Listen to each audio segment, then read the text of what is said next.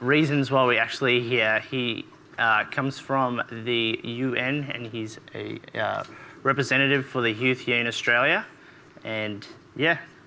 And we brought him all the way down from hot Brisbane down to cold Melbourne, but I've heard that he's loving it. So if we'd like to introduce Shae Spierrings. Is he here? Oh, there he is. There is Shae. There hey, he is. Shae. Hi, guys. Shae, how's it going? Good, good. Thanks for having me. So, Shae, you're here in Melbourne from Brisbane. So, why have you made the long journey down here to the most awesome place? Well, I was actually contacted by one of the members of ADRA and invited to come down here and speak last night and also attend some of the events that you guys were doing today and conducting today. So, yeah, I was invited and really grateful and really honoured to be here. Well, I'd really like to know, and I'm sure other people would too, as being, a part of the UN, what are your passions and some of your areas of interest? I mean, speaking specifically in the context of youth, which is what I'm all about, for me, it really comes down to education, inspiration, and empowerment. I think it's important that whatever we do, when it comes to working with our peers, especially on a day like today, we're always aware of the importance of educating the peers that we're working with and inspiring them to, I suppose, empower themselves to become the people that they want to be in their local communities. Yeah, that's awesome. And so, I said your title earlier, you're the United Nations Youth Representative, and so people must think you're doing service work all the time, and especially today being Global Youth Day. Did you find yourself doing anything today, especially? Because it's, time to serve our community? Yeah, certainly. So I had the opportunity, actually alongside Michaela and a couple of other ADRA members, to actually go to Cornerstone Contact Centre. Yeah, awesome. Yeah, and see some of the amazing work that they're doing down there, which is absolutely fantastic. Yeah. But also I got to sit in on an English conversations group and see some of the work they're doing there to help some of the local migrants in Dandenong actually effectively integrate into the community and empower them to actually integrate on their own steam. So that's really great work. Yeah.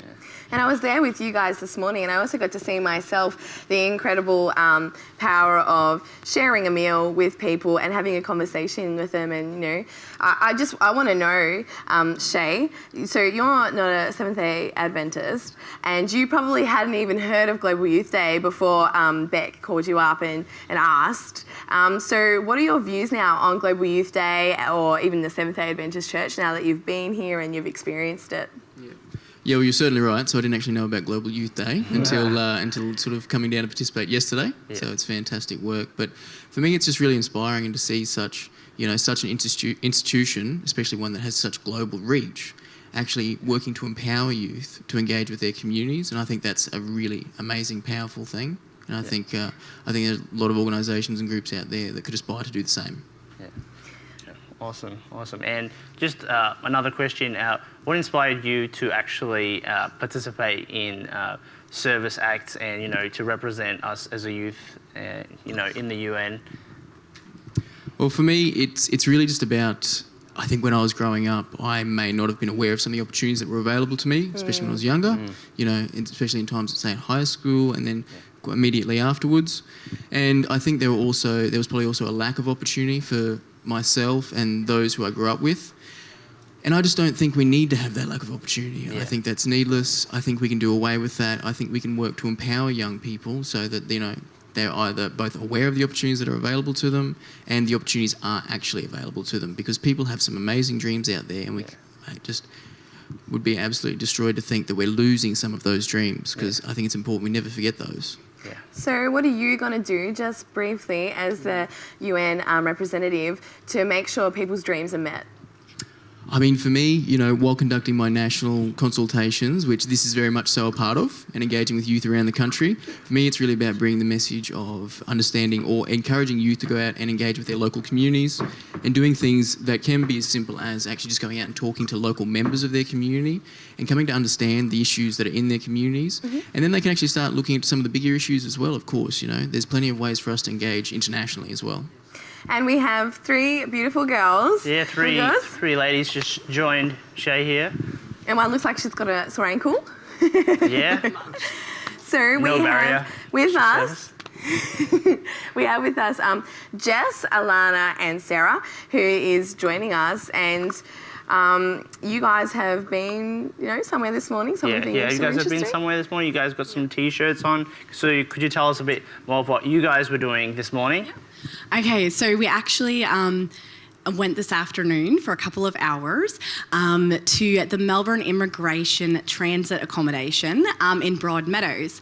So it's about 45 minutes from here. Yeah. So it's people who, like asylum seekers, who are seeking refuge in Australia, and they're just waiting for their applications to be processed, so then they can seek asylum in Australia. So there were a group of about 10 of us. Yeah, and so we got to meet a couple of ladies from Sri Lanka, a couple of people our own age, like about 19, 20. And a few of us played with the little kids, and we made paper aeroplanes and had like paper aeroplane competitions to see who could fly them the farthest. So we were all in the visitors room, and there were like paper airplanes just flying everywhere. Yeah, so I bet yours was the best, Jess? Oh yeah, definitely. Yeah. So Alana, I'd really like to know what impacted you, while you were there at the detention centre. Well, it was a really eye-opening experience. I've never been to a detention centre before or transit accommodation where we went to today. And I think the first thing that impacted me was actually how hard it was to find the centre. It's really nestled away out the back of an army barracks in Broadmeadows. It's really kind of hidden and a bit secretive. You can't really see from the outside what's going on. But the most enjoyable thing I think was actually just meeting these people, talking to them, sharing a conversation, sharing some food with them, and making new friendships and relationships. I ended up chatting to a couple of guys that were just a couple of years younger than me, and they were both from Sri Lanka. They both loved the cricket. We talked about their hobbies and their interests and their hopes and their dreams and what they wanted to become when they finished school and that type of thing. And what struck me the most was just how similar they were to me and my friends. And yeah, they were no different to any of us. So yeah, that was the biggest impact, I think, for me. That's great. Yeah, and we've got also Sarah here. So Sarah, you were on our broadcast last year, and could you just remind everyone what your role is? And also another question, just how is it when you come in and the residents are just, are they happy to see you, or are they sad? Definitely not sad. Oh, that's good. My role is actually helping organise youth and other volunteers and getting them to go make these visits. So I'm the manager of the Refugee and Migrant Project. So we also have a few other areas that we work in, but specifically visiting them, they are definitely not sad to see you. And what amazes me is if randoms just rocked up to your house and came in and started chatting to you and wanted to know about your life, I don't know how welcoming I would be of that, but they are. And I remember the first time I ever went in, they were chatting to us for a few minutes and they went outside and came back in with plates of curry and rice and chicken and all sorts of food for us to eat. Right. And and they told us as we started chatting that because they've been there for more than 5 years, they're given money each week, a group of them, to buy their own groceries. Now, this is only because they've been detained there for more than 5 years, and they were spending some of that money on food for us. And that really humbled us, that we thought we were coming here to visit them and share some Australian love with them, and then they were there using their food and money on us. I've also had a lady who, when we were leaving, she just said, "I'm just so happy today, I'm just so happy." And it's things like that. You don't really feel like you're doing a lot when you go visit. It's a few hours, but it really does impact them, and they're so happy. I think a lot of people, they just need your time, not what you give. Talking to them, spending time with them is what they're going to remember. As I say, not the tube of toothpaste that you give them, because eventually that toothpaste is going to go, but that memory is not going to. So I want to speak to Sarah and Shae, and I was, mentoring is a massive thing that we can do here in Australia. So how did you guys get involved in mentoring refugees and people? Well, one specific way that our project helps to get volunteers involved with mentoring is to help become volunteer driving mentors. So it's a different type of mentoring. Normally you'd think of talking to each other, but this is actually teaching them something practical.